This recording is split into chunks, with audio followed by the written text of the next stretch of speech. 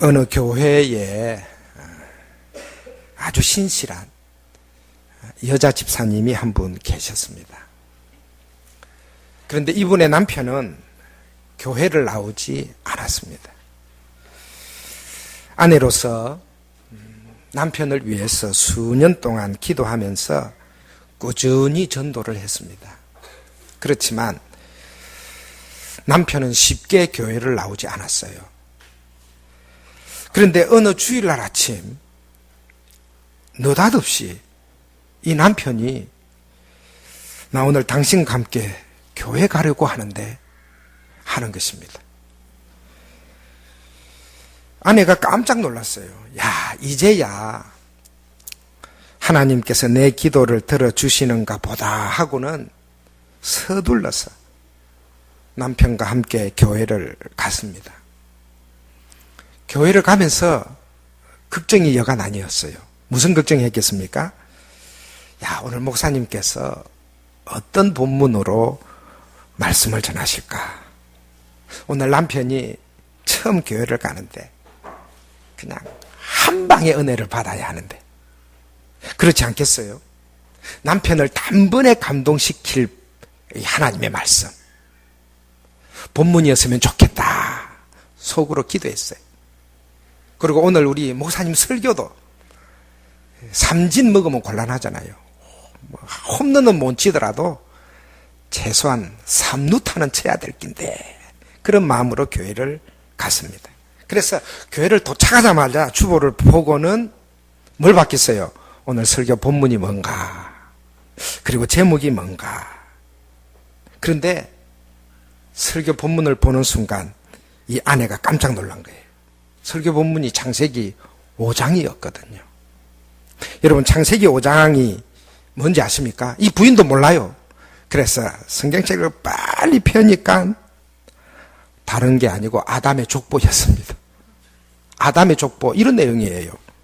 아담은 셋을 낳은 후 800년을 지나며 자녀를 낳았으며 그는 930세를 살고 죽었더라.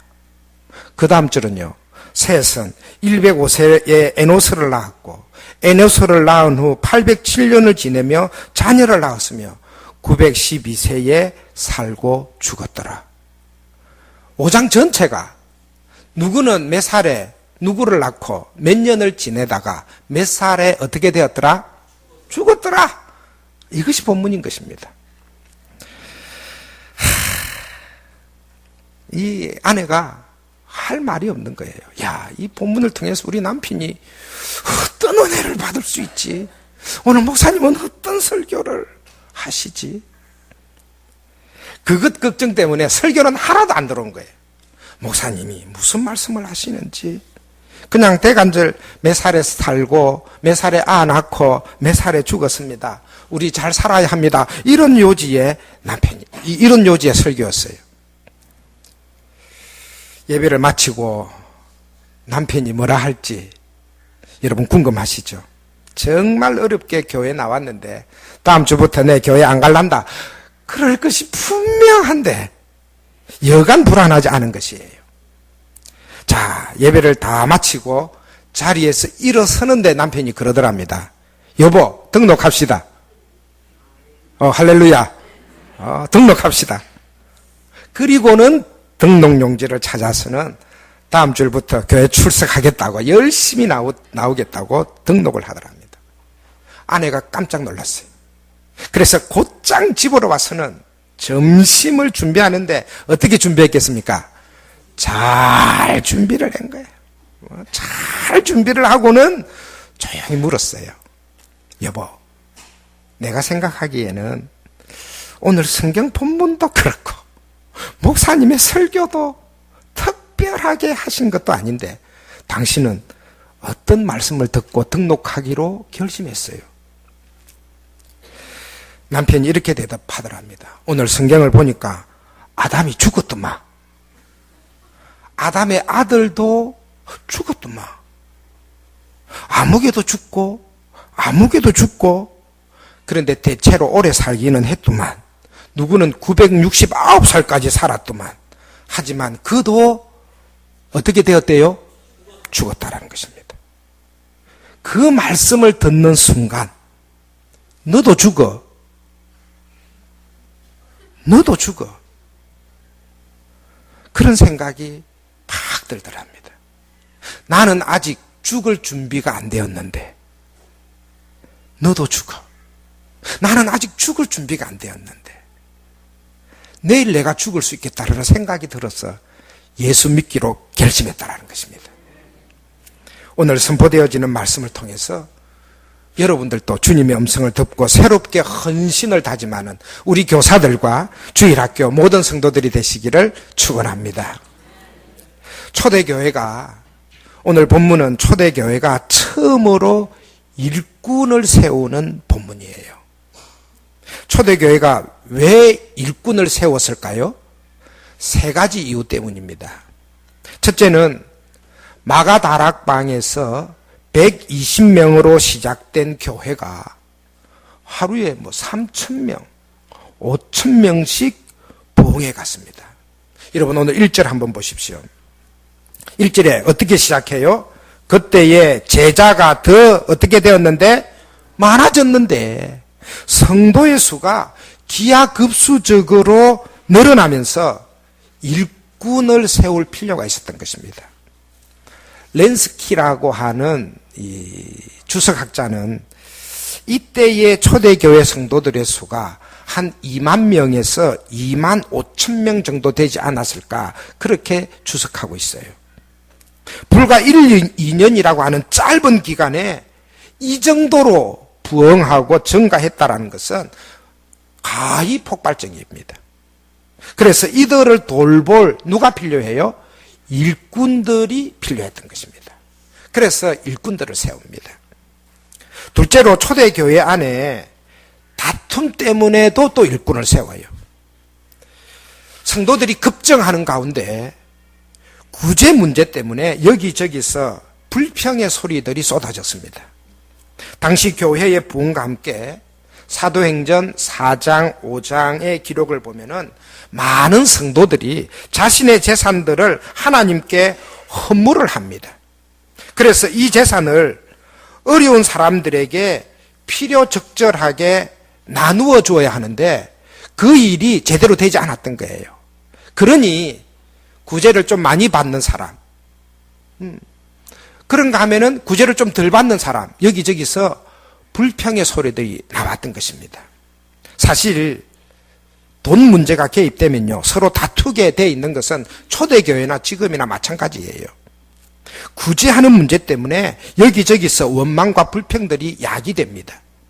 이 문제를 해소하기 위해서 일꾼들을 세워서 필요적절하게 구제하도록 한 것입니다. 자, 셋째로는 2절 말씀을 보십시오. 2절 말씀 보시면 12사도가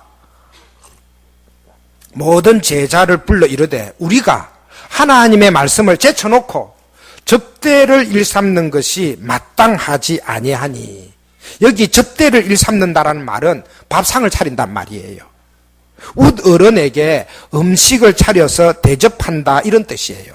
다른 말로는 구제 혹은 섬김이라고 이야기할 수 있습니다. 당시 구제가 12사도를 중심으로 이루어진 것 같아요. 그런데 사도들에게 주어진 사명이 뭡니까? 마태복음 28장 맨 마지막 부분에 보면은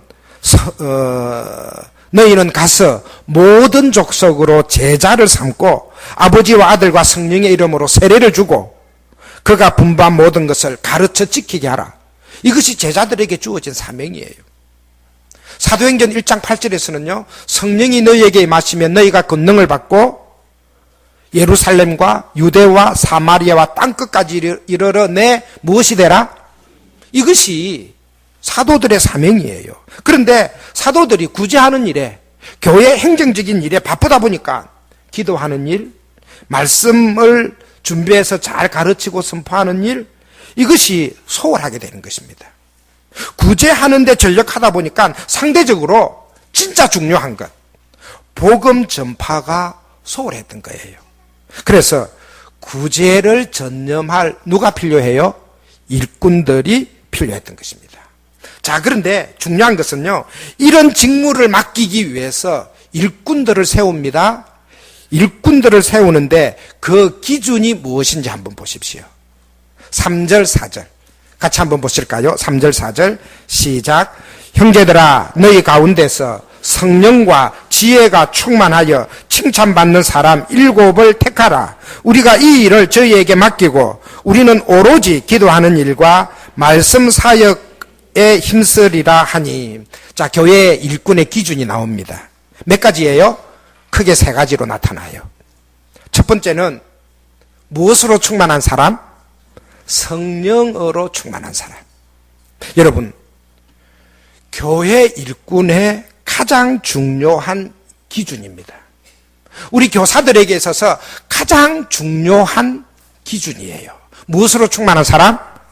그렇습니다. 성령으로 충만한 사람인 줄로 믿으시기 바랍니다. 여러분, 교회 일꾼은요, 외모가 아닙니다. 학벌이 아니에요. 재력도 아닙니다. 무엇보다도 성령으로 충만한 것입니다. 성령 충만이 무엇이에요? 성령의 인도와 다스림을 받는 영적인 삶을 말합니다.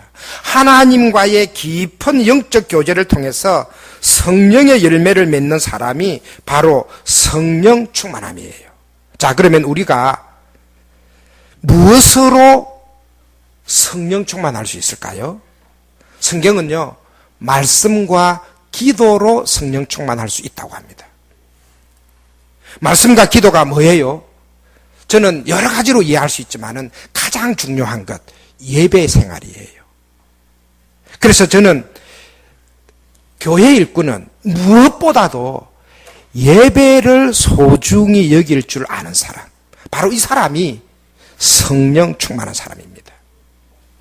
예배를 통해서 주님을 만나는 기쁨과 감격이 있는 사람, 바로 성령 충만한 사람인 것입니다. 오늘 헌신 예배를 드리는 우리 교사들과 사랑하는 성도 여러분, 예배를 잘 드릴 수 있기를 바랍니다. 주일학교 예배입니다. 주일 9시 혹은 11시 이 낮 예배만 예배가 아니고요, 이 오후 예배만 예배가 아니고요, 유치부 예배, 유초등부, 중고등부, 청년부, 어쩌면요 11시 예배보다 훨씬 더 소중한 예배일 수 있습니다. 그 시간 교사도 예배자로 나오시기를 바랍니다. 그냥 가르치는 교사로 앉아 있어서는 안 됩니다. 하나님 앞에 예배자로 있어야 합니다. 그런데 보통 주일학교 예배 시간, 서대신 교회는 안 그럴 것 같은데 어떻게 할까요? 예배자가 아니에요. 교사들은 예배자가 아니에요. 아이들 관리 감독자입니다. 예배 시간 기도 안 하는 아이 있으면 야, 나 기도 안 해. 눈 감아 꽉 이렇게 합니다. 폰 하고 있으면 어때요? 가가지고 폰 빼앗습니다. 우리 교회도 그렇게 하는 교사들이 아주 가끔 있습니다. 마치 뭐 하는 사람 같아요? 예배를 감독하는 사람 같아요. 관리하는 사람 같아요. 예. 예배 시간 예배 제대로 드리나 안 드리나, 심지어 막 여기저기 다니는 교사들도 있습니다. 그러다가 폰하는 친구 하나라도 발견하면은 건수 하나 잡은 것처럼 휴대폰을 빼앗음으로 오히려 예배를 어떻게 해요? 방해합니다. 심지어요, 자기는 막 전화 걸로 나가는 거예요. 출석부 가지러 나가고, 그 시간에 공과 공부 준비하는 교사들도 있습니다. 주부로 보니까 서대신 교회는 오전에 중고등부 예배를 드리네요. 우리 교회는 오후에 드려요. 오후 그 시간에 교사들은 바깥에서 차 마실 때도 있는 것을 봅니다. 제가 잘 타이르기는 합니다만 여러분, 이것은 아니에요. 교사는, 진정한 스승은 예배를 삶으로 보여주는 거예요. 인격으로 보여주는 거예요. 그러니 교사 여러분, 신령과 진정으로 예배 드리는 모습을 아이들에게 보여주시기 바랍니다. 바른 자세로 예배 드리라고 고함 지르지 말고 그냥 예배는 이렇게 드리는 것이야 본을 보여주십시오. 우리 장로님들은 이 베드로서에 보면은 양무리들의 본이라고 했습니다. 결국 뭐예요? 예배 드리는 본을 성도들에게 보여주는 거예요. 봉사하고 헌신하고 충성하는 모습을 본으로 보여주는 거예요. 이것이 교회의 일꾼의 자세다라는 것입니다. 자, 그러니 지금부터 어떻게 살아왔는지 그 중요하지 않습니다. 이제부터는 예배를 잘 드릴 수 있는 교사가 되기를 바랍니다. 교사 여러분이 꼭 기억하실 것이 있습니다.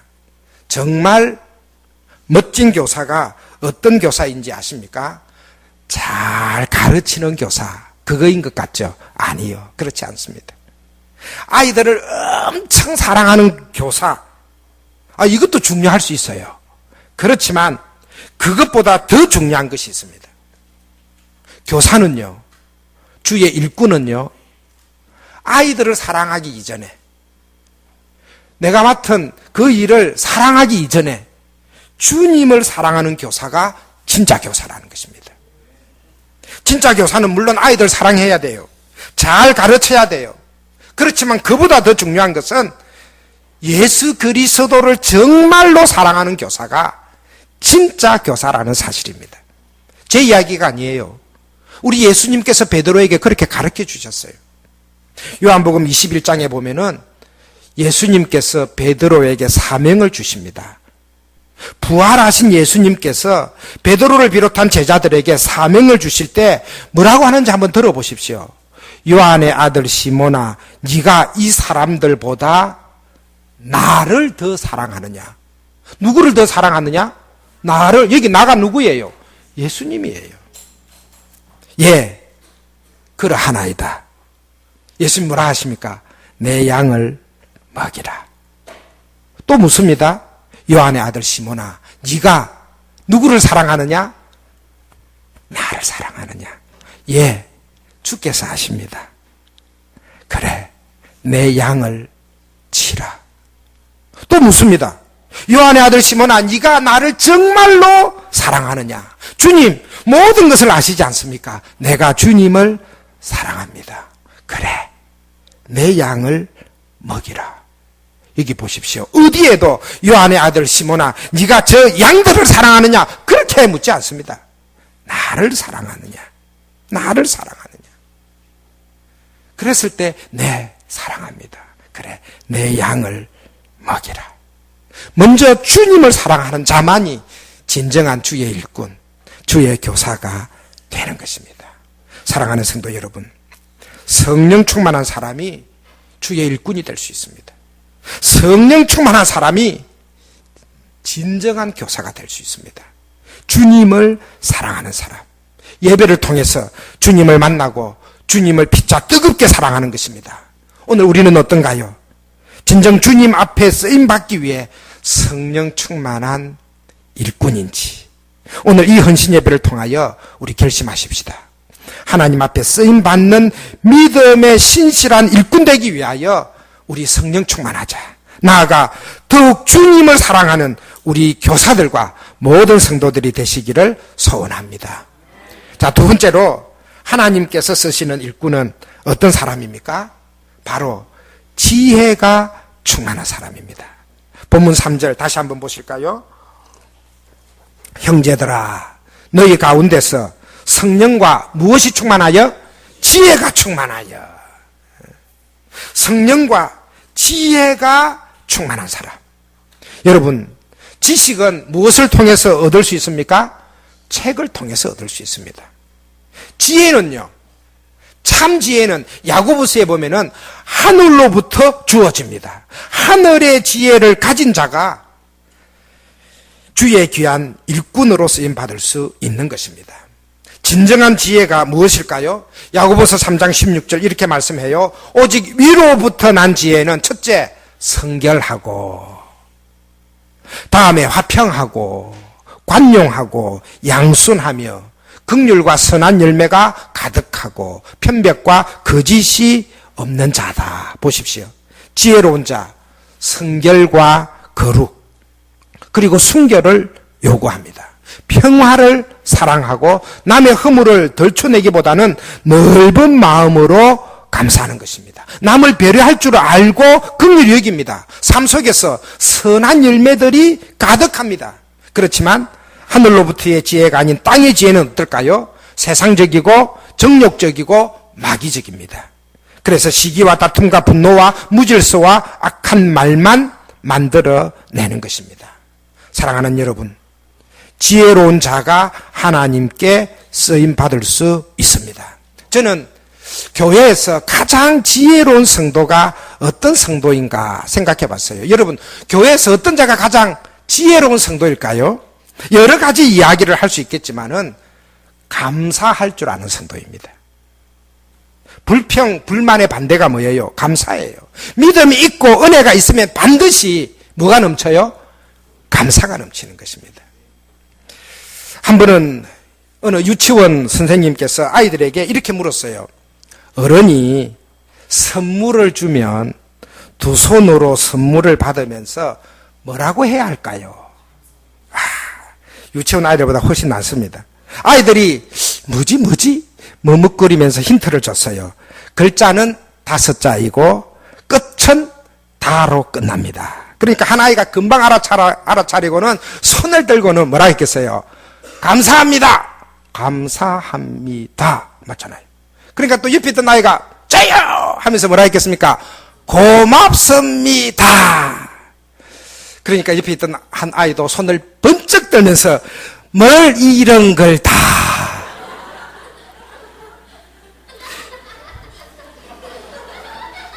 우리 성도들은요, 사실 뭘 이런 걸 다 가지고도 감사해야 돼요. 사람이 건강하시려면, 여러분 모두가 건강하시기 바랍니다. 건강하시려면요, 3가지를 잘 해야 한다고 합니다. 무엇을 잘해야 될까요? 잘 먹고, 잘 자고, 잘 응가하고, 네. 잘 먹고, 잘 자고, 사실은 싸고인데, 그건 좀 그렇고 그러니까. 여러분, 우리가 건강하기 위해서요, 건강하기 위해서. 여러분, 아침에 국 잘 드신 것, 밥 잘 드신 것, 감사하시나요? 몇 년 전에 제가 이 편도선 수술을 한 적이 있습니다. 편도는 보통 아이 때는요, 누구나 다 있다가 성인이 되면은 퇴화된다고 해요. 그런데 저 같은 경우에는 편도가 유달리 크기도 하고 또 퇴화되기는 했지만 그동안 염증이라든지 이런 것들이 너무 많이 생겨서 정상적인 퇴화가 아니고 좀 이상하게 퇴화가 되었대요. 그러니까 뭐 잠이 좀 부족한다든지 몸에 무리를 한다든지 그러면 제일 먼저 목이 붓는 겁니다. 목이 붓고 열이 나고 몸살을 하는 거예요. 편도가 심하게 부어서 1년에 한두 차례는 꼭 몸살을 했습니다. 이비인후과 의사가 기왕이면은 편도 수술을 빨리 하라고 권했는데 사실 뭐 시간도 여의치 않고 또 겁도 나고 그래서 차일피일 미루다가 큰 마음을 먹고 수술을 했습니다. 편도 수술을 하고 나니까 온전히 회복 동안에는 사실 음식을 제대로 먹을 수가 없잖아요. 수술한 다음 날에는 목에 붓기를 빼기 위해서 뭘 많이 먹어요? 그렇습니다. 아이스크림을 많이 먹습니다. 약 안 먹어. 약 먹기 전에 아이스크림을. 그래야지 이 목을 찹찹하게 해서 붓기를 빨리. 제가 아이스크림을 굉장히 좋아하는데 여러분 하루 종일 삼시세끼로 아이스크림만 먹어보십시오. 그 다음 날은 안 먹고 싶습니다. 자, 며칠 지나고 밥이 나왔어요. 미염 나왔는데요. 이 동치미 국물과 함께 미염이 탁 나와서 동치미 국물을 한순간 입에 넣는 순간 목에서는 어때요? 전쟁이 나는 거예요. 너무너무 따가운 거예요. 너무너무 따가운 거예요. 제가 그것을 느끼면서 잘 먹을 수 있는 것 정말 감사하구나. 잘 먹을 수 있는 것. 여러분, 그래서 우리는 일용할 양식을 주신 하나님께 늘 감사하면서 여러분 식사하셔야 돼요. 자, 건강하기 위해서는 잘 자야 돼요. 여러분, 잠을 좀 잘 주무시기 바랍니다. 불면증의 원인은 대부분 스트레스라고 합니다. 그렇지만은 아파서 통증 때문에 잠을 못 주무시는 분들이 있으십니다. 특히 허리가 아프신 분들, 정말 허리가 심하게 아프면요, 누워 있을 수가 없거든요. 그러니까 잠을 제대로 못 자요. 제가 허리 수술을 2번씩이나 해봐서 잘 압니다. 디스크가 심하면요, 제대로 걸을 수 없어요. 제대로 앉을 수도 없어요. 제대로 누울 수도 없어요. 그렇게 아프거든요. 잠시 자고 일어나면은 일어날 때 허리와 다리가 뻣뻣해져서 얼마나 고통스러운지. 누워서 잠을 편안하게 잘 수 있다는 것, 여러분 감사하시기 바랍니다. 그래서 저는 지금도 잠자리에 누우면요, 처음 하는 말이 주님 감사합니다. 제가 꼭 감사합니다. 지혜로운 성도는요, 감사하는 성도예요. 적어도 먹는 것, 걱정하지 않고 먹을 수 있는 것 감사하는 거예요. 잠을 누워서 잘 수 있다는 거 여러분 감사하시기 바랍니다. 자, 또 하나 건강하기 위해서는 뭘 해야 된다고요? 응가를 잘해야 된다고. 응가를 잘해야 돼. 우리 한국 사람들은 이 남녀 표준 편차가 좀 있대요. 남자는 하루에 큰 거는 1번, 에서 3번, 그 정도는 괜찮다고 합니다. 작은 거는 7번에서 8번 정도 정상이라고 해요. 여러분, 화장실 출입이 용이한 것 감사하십시오. 아마 여성분들은 알 거예요. 어떤 여성? 변비가 아주 심한 여성. 아침에 진하게 한번 하고 나면요, 얼마나 감사한지 모릅니다. 제가 치질 수술을 해서 제가 다 압니다. 치질 수술을 하고 나면요, 하반신만 마취하거든요. 하반신만 마취하기 때문에 제일 어려운 게 뭐예요? 소변하는 거예요. 소변하는 거예요. 예. 그 다음 날에는 뭐 하는 거? 응가하는 거예요. 찢어지는 고통이 있거든요. 여러분, 그때 우리가 감사할 수 있습니다. 내가 대소변을 할 수 있는 것, 얼마나 감사한지 모릅니다. 지혜로운 성도는 어떤 성도예요? 감사하는 성도입니다. 일상의 삶 가운데 감사가 얼마나 중요한지 모릅니다. 저는 자녀들이 4명인데요. 4명 다 학생이에요.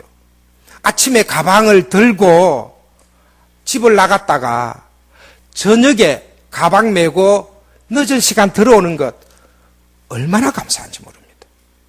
나갔다가 안 들어온 애들 많거든요. 사고 나서 안 들어온 아이들도 있습니다. 가출한 아이들도 있고요. 예. 일상의 감사, 바로 지혜로운 성도라는 것입니다. 여러분, 스대신 교회를 섬기면서 좋은 목사님에게서 말씀을 통하여 양육받고 돌봄을 받는 것, 감사할 수 있는 거예요. 부족하고 연약하지만 교사로 세움받아서, 일꾼으로 세움받아서 헌신하고 충성하고 봉사할 수 있다는 것, 바로 이것이 감사하는 주의 일꾼된 자세라는 사실입니다. 자, 그러니 주일학교 부장들은 교사들에게 감사하시고, 교사들은 부장님께 감사하시고, 성도가 서로 감사해 보십시오. 그곳이 바로 뭐예요? 천국이에요. 이처럼 감사하는 성도가 바로 지혜로운 믿음의 사람이라는 것입니다. 하나님 뜻대로 사는 하나님의 자녀라는 것입니다. 그러므로 여러분, 감사하십시오. 범사에 감사하라. 이것이 그리스도 예수 안에서 너희를 향하신 하나님의 무엇이니라? 뜻이니라. 아멘. 자, 그 다음 3번째로 초대교회에서 또 어떤 사람을 주의 일꾼으로 세웠는지 한번 보십시다. 첫째는 어떤 사람요? 성령 충만한 사람. 둘째는요? 지혜로운 사람. 자, 셋째로는요? 칭찬받는 사람. 칭찬받는 사람. 여러분, 어떤 사람이 칭찬을 받습니까? 교회 안에서는 성령 충만하고 지혜 충만하면 칭찬받습니다. 다른 사람이 그 신앙과 인격을 귀중히 여기게 됩니다. 스대신교회 모든 성도들은 여러분, 인기 있는 성도가 되기보다는 칭찬받는 성도가 되기를 소원합니다. 자, 우리 주위를 보면요, 착한 사람들 참 많습니다. 정말로 예수 믿는 사람은요, 그 사람들보다 더 착해야 돼요.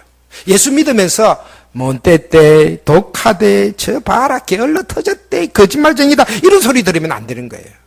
이 땅에 사셨던 우리 주님은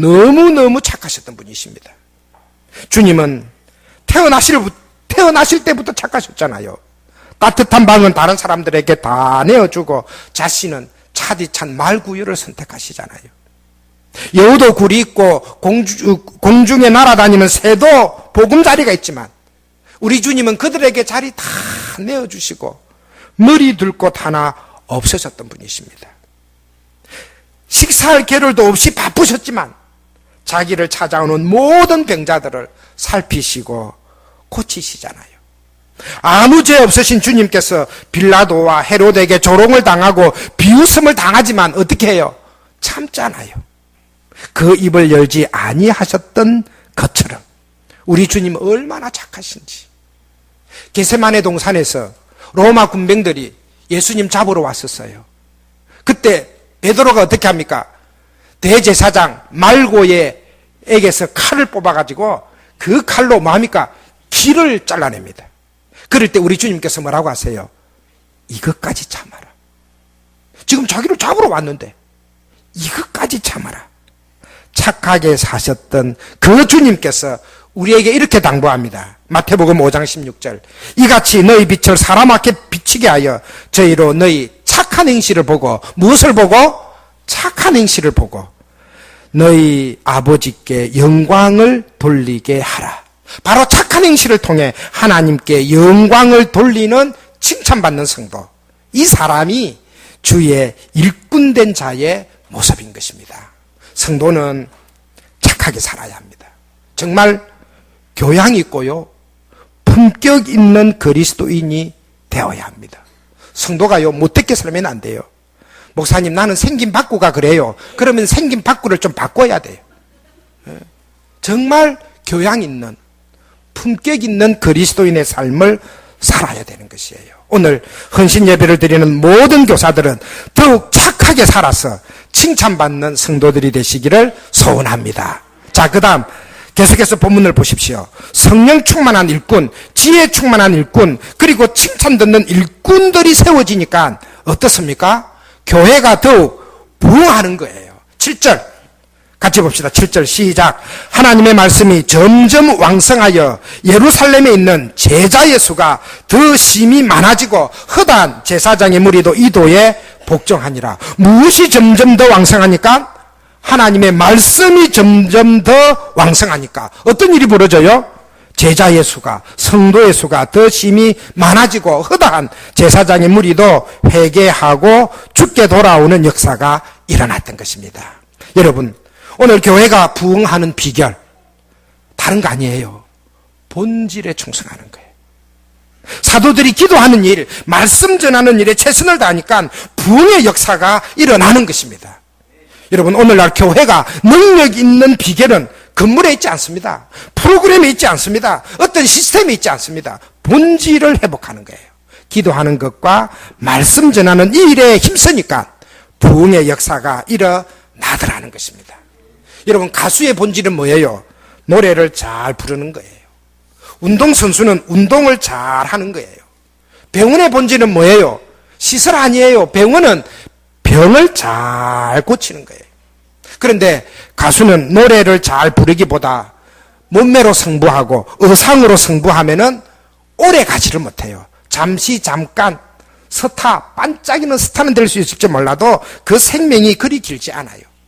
운동선수가 운동은 뒷전이고 편 관리한답시고 여기저기 사인하러 다니고 방송 출연하고 그러면요, 그 생명이 길지 못해요.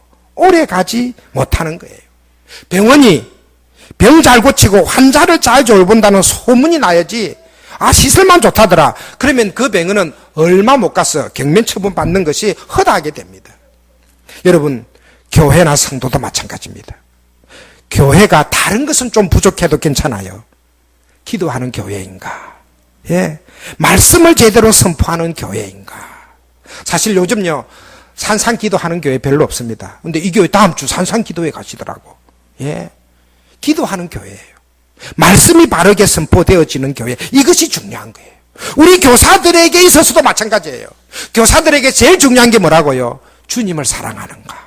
내가 주님을 사랑하는가? 성령과 지혜가 충만한 교사인가? 여러분, 이것이 중요하다라는 것입니다. 성령 충만한 교사는요, 그 얼굴에 기쁨과 감사 그리고 평안이 넘칩니다. 재밌는 이야기가 있는데요. 사람들이 죽어서 천국 문 앞에 섰습니다. 하나님 심판대 앞에 줄을 탁 섰는데요. 저쪽에는 미국 사람들이 줄을 쫙 서고 있어요. 이 재밌는 이야기니까 잘 들어야 돼요. 한쪽에는 미국 사람들이 줄을 쫙 서 있어요. 한쪽에는 중국 사람들이 또 줄을 딱 서 있고요. 저쪽에는 일본 사람들이 줄을 탁 서 있어요. 그리고 저 끄트머리 보니까 우리나라 사람들도 줄을 탁 서 있더랍니다. 그런데 미국 사람들의 줄은 좀 잘 빠져 천국으로 들어가는 거예요. 저기 독일 사람들도 줄이 빨빨빨 빠져 들어가는 거예요. 하다못해 일본 사람들 줄도 쫙 빠지는 거예요. 한국 사람들 줄만 잘 안 빠지더라는 거예요. 맨 뒤에서 성질반 사람이 천사 양반 이 줄은 왜 이리 안 빠지는겨? 하니까 그 천사가 대한민국 사람들은 원본 대조하는데 시간이 좀 걸립니다. 그러더랍니다. 사실 용모는 타고나는 거예요. 그러나 관리하기에 따라서 달라질 수 있는 거예요. 물론 지나치게 인위적으로 바꾸는 것은 바람직하지 않다 할 수 있겠지만은 항상 깨끗하게 하고 인격을 쌓음으로써 그리고 성령 충만한 사람으로 얼마든지 아름다운 얼굴을 가꿀 수 있는 것입니다. 자, 그러니 우리 성도들은 성령 충만함으로 지혜 충만함으로 칭찬받음으로 그 얼굴이 항상 기쁨이 가득할 수 있기를 바랍니다. 많은 학자들이 이 얼굴 표정, 감정의 관계를 연구했어요. 대표적인 학자가 영국 케임브리지 대학의 에크만이라고 하는 교수님이신데 이 얼굴 표정과 사람의 감정을 객관적으로 식별해낼 수 있는 기준을 발표한 적이 있습니다. 이분은 사람의 감정은 대부분의 사람마다 비슷한 표정으로 나타난대요. 한 가지 예를 들면은 행복한 감정. 여러분, 행복한 감정의 표현이 어떻게 나타날까요? 이분이 연구해서 조사해 보니까 행복한 사람들의 얼굴은 입 가장자리가 일단은 뒤로 딱 당겨진대요. 이게 아니고 입꼬리가 뒤로 딱 당겨지면서 안면 근육이 화사해지고요. 예, 눈꼬리도 약간 위로 올라간답니다. 여러분 한번 따라 한번 해보십시오. 자, 한번 보십시오. 자, 입 가장자리를 뒤로 딱 당기시고, 예. 입은 자연스럽게 벌리시고, 이도 드러내시고, 그 바보같이 하지 말고. 여러분, 이거 바로 그 표정이 제일 행복한 표정이에요. 하하하 웃는 그 표정. 이것이 행복한 표정이라는 것입니다. 다시 말해, 행복한 얼굴은 웃는 얼굴이에요. 행복한 사람의 얼굴에는 반드시 뭐가 있습니까? 웃음이 있습니다. 제가 목회를 하면서 항상 염두에 두는 것이 본질에 충성하자라는 것입니다. 목회 본질은 기도와 말씀이에요. 일꾼의 본질은 사실 충성스러움보다 주님을 얼마나 더 사랑하는가에 있습니다. 여러분, 혹 신앙생활을 하다가 문제가 생기면 무엇보다 다시 본질로 돌아가시기 바랍니다. 처음 예수 믿을 때에 그 첫사랑, 그 첫 믿음으로 돌아가시기 바랍니다. 처음 은혜 받았을 때의 그 감격을 회복하시기 바랍니다. 처음 직분을 받았을 때의 그 결심으로 돌아가시기 바랍니다. 부부 생활도 마찬가지입니다. 부부 생활에 위기가 있을 때 처음으로 돌아가십시오. 결혼 첫날 서약했었을 때, 여러분, 그 서약을 다시 한번 되새기면서 신혼의 단꿈을 꾸고 우리 이렇게 살자 저렇게 살자 약속했던 대로 돌아가십시오. 원망과 불평이 있었던 초대교회가 다시 본질인 기도하는 일, 말씀 전하는 일에 전념하니까 어떤 역사가 일어나요? 부흥의 역사가 일어나는 것이에요. 제자의 수가 더 많아지고 심지어 유대인 제사장의 그 무리도 주께로 돌아오는 거예요. 놀랍지 않습니까? 구제로 다툼이 일어났던 그곳에 바로 평화의 소식들이, 복음의 기쁜 소식들이 번져 나가는 것입니다. 저는 스데신 교회가 초대교회와 같은 그런 교회가 되기를 기도하겠습니다. 좋은 주의 일꾼들과 성령과 지혜가 충만하고 항상 칭찬 듣는 교사들이 많이 세워지는 그런 교회가 되기를 소원합니다. 한 가지 이야기만 하고 말씀을 마치겠습니다. 여러분, 하늘을 날아가는 기러기 떼를 보신 적이 있으시죠? 이들이 날아갈 때는 꼭 V자 형태를 띈다고 합니다. 그런데 왜 그렇게 날아갈까를 연구했더니 그렇게 날아가면은 혼자 날아가는 것보다 70%를 더 날아갈 수 있기 때문이라고 합니다.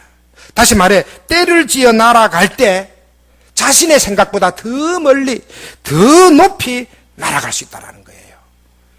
협력이 중요하다는 것입니다. 그런데 정점 맨 앞에 나는 기러기가 리더라고 합니다.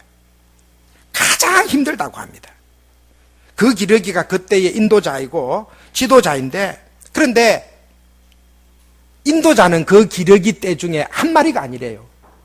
모든 기러기 떼가 인도자의 역할을 한다라는 것입니다. 그래서 어느 한 마리가 정점을 날다가 힘에 지치면 또 다른 기러기가 앞에 서는 거예요. 그 기러기가 힘이 들면 또 다른 기러기가 앞에서 난다고 합니다. 마찬가지로 오늘 스대신 교회도 더욱 부흥하고 성장하기 위해서는 여러분 이런 리더들, 일꾼들이 많이 필요합니다. 한 사람만 아니라 여러 사람이 필요한 것이에요. 성령과 지혜가 충만하고 모든 사람들에게 칭찬받는 일꾼 말입니다. 그래서 그들이 앞장을 서서 모든 성도들과 함께 은혜 받도록 헌신하고 희생하고 충성하는 거예요. 그런데 이 기러기 떼가 날아갈 때 특징은요, 꼭 소리를 낸다고 합니다. 어떤 소리를 내죠? 기럭기럭, 꽉꽉 아니야. 기럭기럭 이 소리를 내는 것이에요. 그 소리를 내는 이유는 두 가지라고 합니다. 한 가지는 우리가 이런 방향으로 날아가고 있다, 방향 지시의 소리라고 하고, 또 한 가지는 옆에 좀 힘들어하고 지쳐있는 다른 기러기들을 세워주기 위해서라고 합니다. 한 마리가 힘이 없어져 자꾸 뒤처지게 되어지면요, 5마리 내지 6마리는 같이 뒤처진대요. 그래서 지쳐있는 그 기러기를 향해서 끼럭끼럭, 우리말로 표현하자면은, 야, 힘내! 고치가 저기야! 조금만 더 힘내! 끼럭끼럭! 그렇게 하면서 끝까지 날아가는 것입니다. 저는 이 기러기가 무리를 지어 날아가는 모습을 보면서 이것은 마치 교회를 이끌어가는 일꾼들의 모습과도 같다고 생각합니다. 서로 돕는 거예요. 서로 협력하는 교회예요. 모든 성도가 일꾼이 되어서 희생하고 충성할 때 분명 그런 교회는 하나님의 은혜 속에서 부흥하고 성장하는 역사가 일어날 줄 믿습니다. 교사 여러분, 충성하십시오. 어떻게 충성해야 될까요? 한번 따라합시다. 작은 일에도 충성하자. 끝까지 충성하자. 죽도록 충성하자. 이것이 성경에서 말하는 충성의 삼일체예요. 자, 한 번 더요. 작은 일에 충성하자. 끝까지 충성하자. 죽도록 충성하자. 오늘 함께 예배하는 모든 성도들은 어떤 자리, 어떤 행편에서든지 항상 성령 충만하여 지혜 충만하고 하나님 나라와 주님의 몸된 교회에 죽도록 충성하시는 모든 교사들과 스대신교회 모든 성도 되시기를 주님의 이름으로 축원합니다. 기도하십시다. 우리 함께 한번